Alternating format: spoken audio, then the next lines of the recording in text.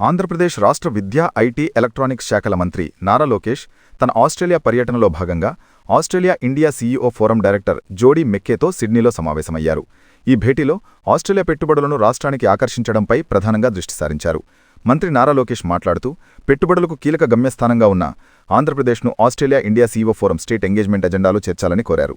ఏపీలోని కృష్ణపట్నం, విశాఖపట్నం, అనంతపురం ఇండస్ట్రియల్ క్లస్టర్లలో ఆస్ట్రేలియన్ కంపెనీలు భాగస్వామ్యం వహించేలా సహకరించాలని విజ్ఞప్తి చేశారు. ఎనర్జీ, ఓడలేబులు, లాజిస్టిక్స్, డిజిటల్ రంగాల్లోని ప్రధాన ప్రాజెక్టుల్లో భాగస్వామ్యం వహించేలా ప్రముఖ ఆస్ట్రేలియన్ సీఈఓలకు రాష్ట్ర ప్రత్యేకతలను తెలియజేయాలని కోరారు.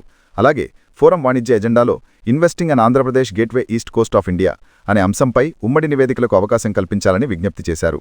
నవంబర్ 14-15 తేదీల్లో విశాఖపట్నంలో నిర్వహించే పార్ట్నర్షిప్ సమ్మిట్ 2025 ఫోరం నాయకత్వ బృందంతో కలిసి హాజరు కావాల్సిందిగా మంత్రి లోకేష్ ఆహ్వానించారు.